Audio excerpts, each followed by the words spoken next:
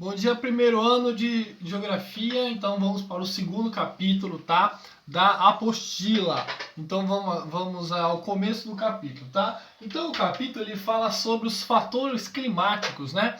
Ele fala sobre quais são os elementos, quais são os fatores que influenciam na constituição de um clima, tá? O que caracteriza, por exemplo, que o clima africano é quente e que o clima do Polo Norte ou do Polo Sul é frio, por exemplo, tá? Então, quais são esses fatores?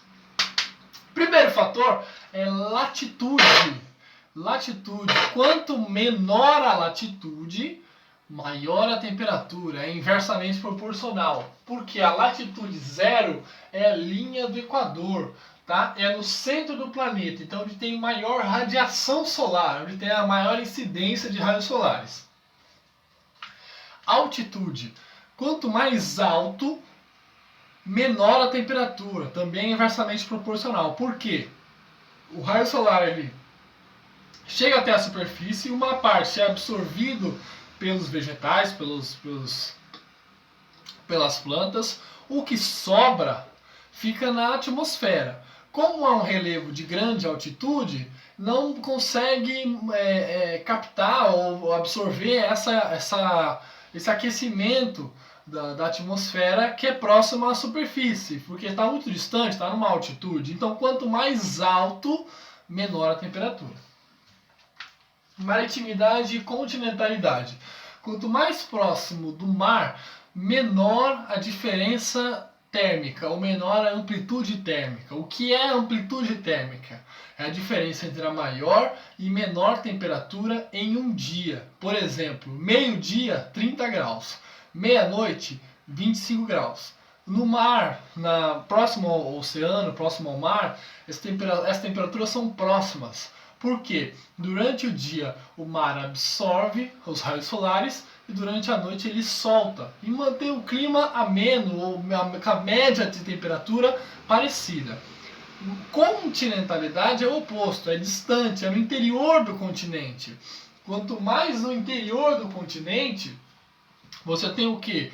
Uma maior amplitude térmica, de dia 25, de noite 8 graus. Então a diferença entre a maior e menor temperatura é mais distante, tá? E o solo? Óbvio, se o solo é coberto por uma vegetação nativa, obviamente que vai absorver os raios solares, então a temperatura vai ser menor. Agora, se o solo é asfalto, vai no asfalto meio-dia e pisa nele para você ver. Óbvio, o asfalto, o concreto, os pisos das cidades não absorvem os raios solares, então a temperatura tende a ser maior, tá?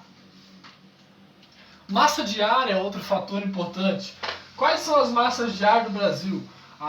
O M, tem na apostila aí no segundo capítulo. O M é massa, o E é equatorial, o C é continental e o A é atlântico. Então você vai traduzindo as siglas para chegar à conclusão, tá?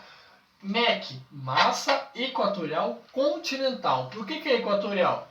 Porque está na linha do Equador. MEA, massa equatorial atlântica, porque está no Oceano Atlântico. MTC é massa tropical continental, porque ela está no Trópico de Capricórnio e no continente. MTA é massa tropical atlântica. Também está no Trópico de Capricórnio, porém no Oceano Atlântico. E a exceção é a MPA, que é a massa polar atlântica. É aquela que vem lá do Polo Sul em direção ao centro do planeta, que causa a friagem, que causa o resfriamento da temperatura, ou o frio, né? O inverno, tá?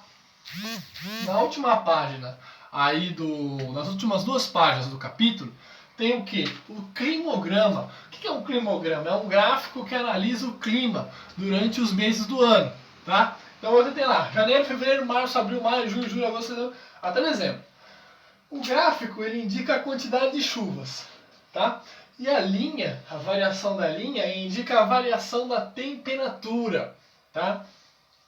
Então você tem aqui você consegue analisar, por exemplo, se você tem estações definidas, por exemplo, inverno seco, verão chuvoso, se durante o ano todo chove, se durante o ano todo a temperatura fica amena, fica na mesma margem de variação. Então o climograma é o elemento fundamental para a análise do clima, a análise do tempo ou a caracterização de um tipo de clima que nós temos em um país ou uma região específica, tá bom? Então é isso, capítulo 2 da apostila.